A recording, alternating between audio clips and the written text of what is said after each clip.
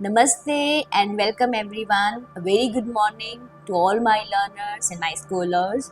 Today I will discuss with you the income from house property, the step-by-step valuation, higher, lower, higher rule, and lots about the vacancy, unrealized rent and areas of the rent.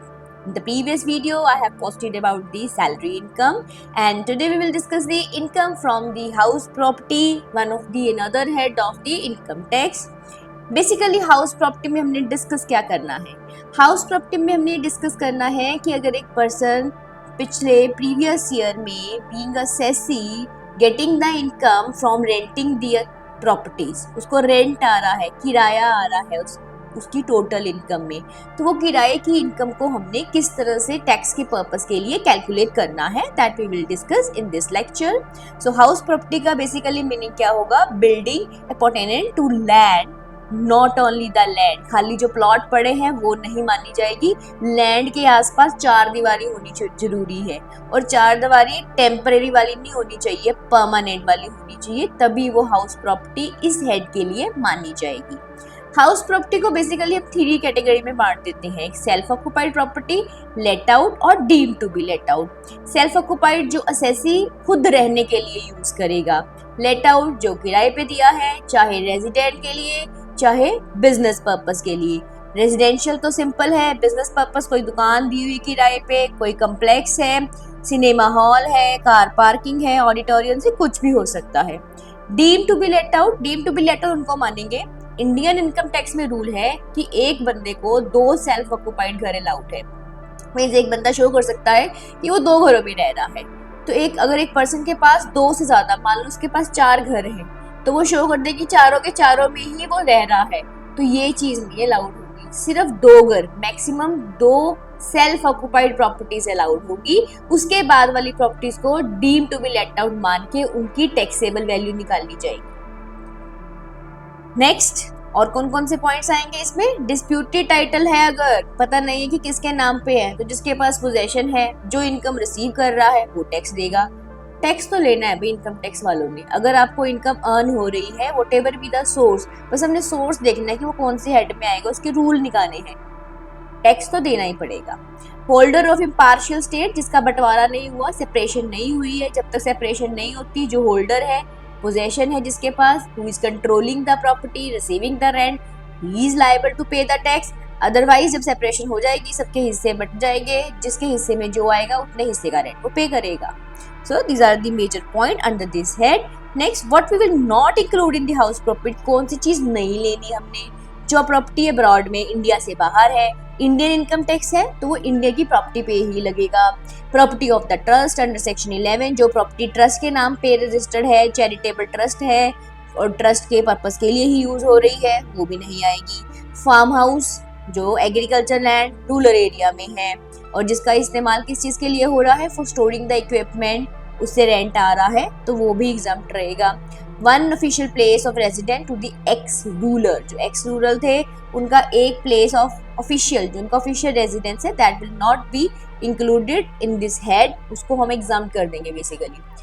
Trade union, local authority के नाम पे कोई property registered है, जैसे उनके official address, official registered office होते हैं, तो वो भी एग्जम्प्ट रहेंगे. Used for own business and profession, अपने बिजनेस के लिए कोई प्रॉपर्टी हम यूज कर रहे हैं, हाउस या फिर कोई बिल्डिंग, तो that will also not consider in this head, that will be consider in the head profit and gains from the business. Self occupied house, maximum of 2, that will not be considered house property. More than 2 will be considered house property and that income will be liable to the tax. Now how we'll calculate the taxable value? This is the basically a very short computation map.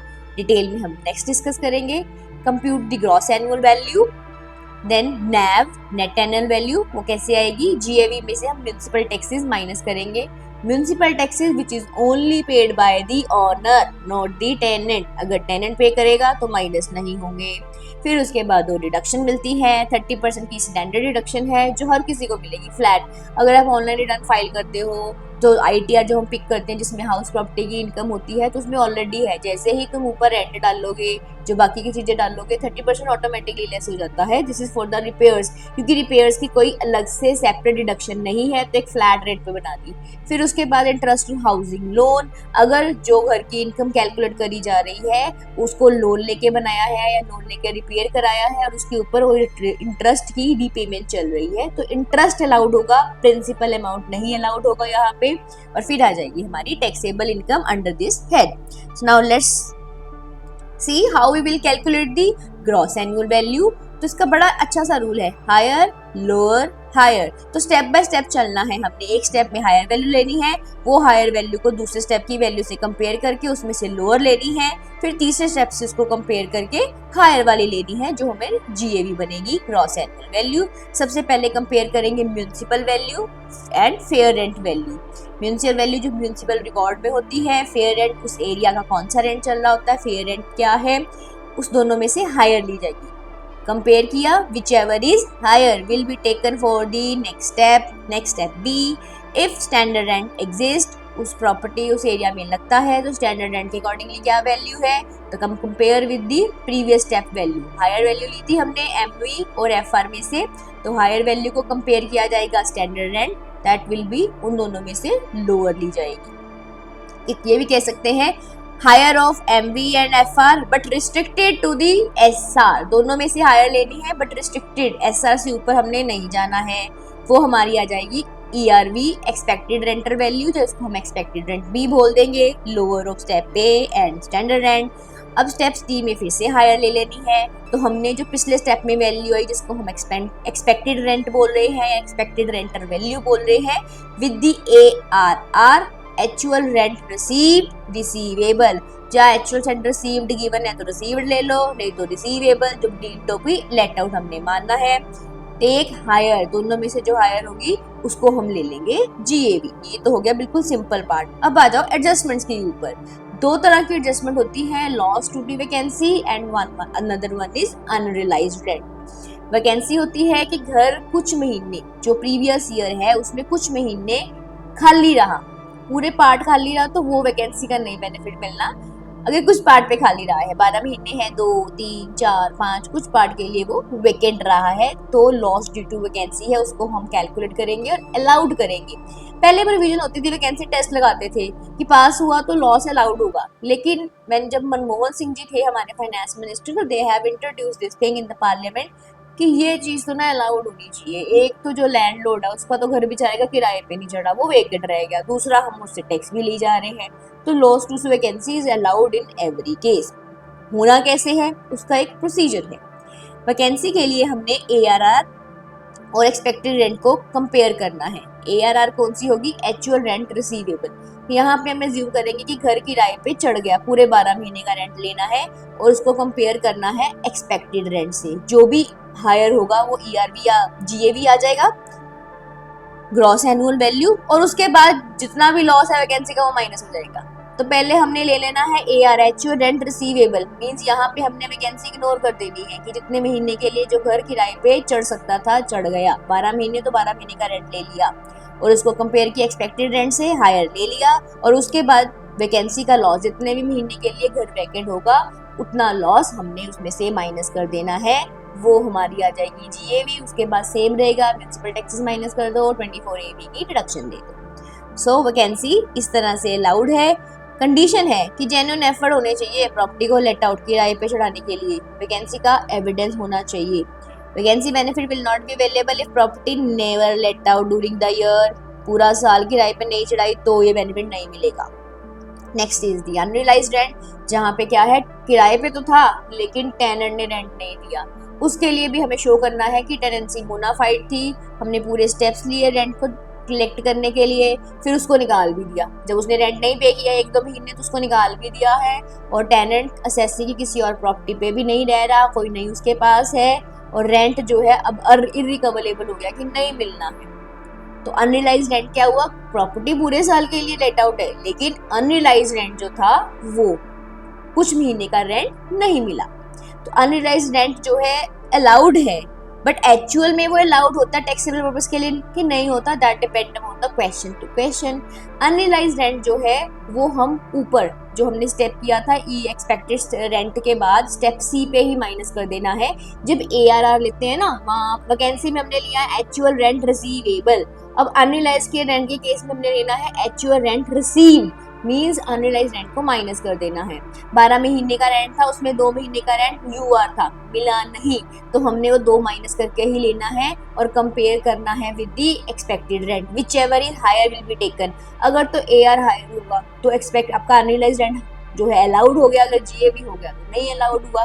तो minus वो कब हो जाना है, जब हमने ARR लेना है, एक्चुअल रेंट रिसीव्ड ही लेना है। नेक्स्ट, अगर दोनों इकट्ठे आ जाए, घर भी वेकेंट अनरियलाइज्ड रेंट भी, तो सीक्वेंस क्या रहेगा, सबसे पहले UR का इफेक्ट खत्म किया जाएगा, उसके बाद वैकेंसी का लॉस अलाउड हो जाएगा।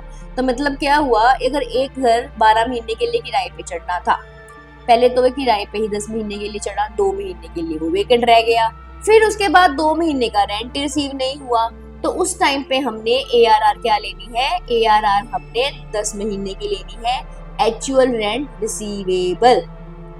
12 महीने का रेंट था, उसमें से 2 का अनरियलाइज, 2 का वैकेंसी, तो हमने पहले UR को माइनस कर देना है, 2 महीने का रेंट नहीं लेना, 10 का लेना है रिसीवेबल, जितने महीने अगर किराए पे चढ़ा होता और मिलना होता, तो उसमें हमने ले लिया AR actual rent receivable 10 months का, उसको कंपेयर किया जाएगा with the ERV expected rental value, expected rent whichever is higher will be taken, और उसके बाद loss due to vacancy will be allowed।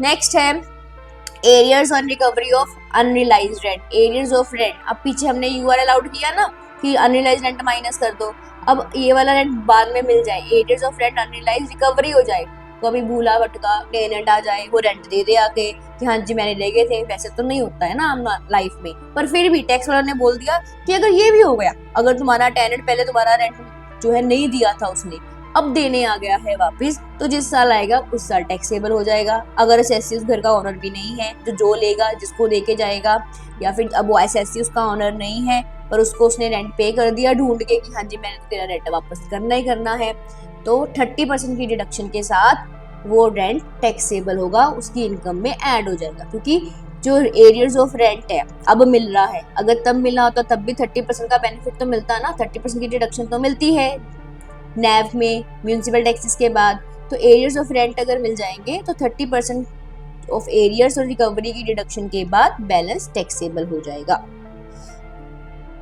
Next, municipal taxes and naive. Municipal taxes के minus होंगे GAV से, gross annual value से, और minus करने के बाद क्या आ जाएगा, नेट एनुअल वैल्यू। वो कैसे आएगी, municipal taxes which is actually paid, due होंगे तो नहीं अलाउड होंगे, अगर एक्चुअल पे कर दिए गए हैं म्यूनिसिपैलिटी को तो ही अलाउड होंगे, और पेड बाय ऑनर लैंडलॉर्ड ही होने चाहिए। अगर हाफ हाफ है कि हाफ टेनेंट ने पे किए थे, हाफ लैंडलॉर्ड ने, तो हाफ ही अलाउड होंगे, फुल नहीं होंगे। और लेट्स डू वन एग्जांपल।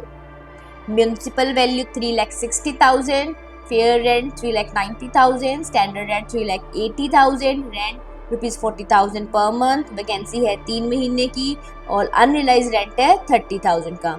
तो सबसे पहले स्टेप आ गया higher 360, 390, whichever is higher 390, then restricted to the SR 380, expected rent आ गया 380। अब यहाँ पे लेना है हमने ARR, एडजस्टेड ARR कैसे होगा, 40,000 रेंट है पर मंथ का, 40 × 12 4,80,000। सबसे पहले अनरियलाइज रेंट का इफेक्ट खत्म करेंगे, 480 में से 30 माइनस, एडजस्टेड ARR आ गई 4,50,000, 4,50,000 and 3,80,000, whichever is higher 4,50,000, that will be the GAV। अब इसमें loss due to vacancy allowed होगा, 3 मंथ्स की वैकेंसी, 3 मंथ का रेंट 40 × 3 1,20,000, उसको माइनस कर देंगे 4,50,000 में से, तो हमारी GAV आ गई adjusted 3,30,000।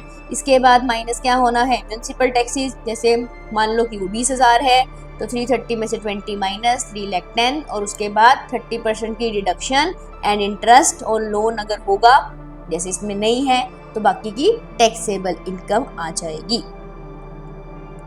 So key points to remember from this lecture, अगर house part of the year vacant है और part of the year self occupied है, तो उसे सेल्फ ऑक्यूपाइड का बेनिफिट नहीं देना। उसमें वैकेंसी का केस लगाओ और टैक्सेबल इनकम जो है कैलकुलेट करनी होगी।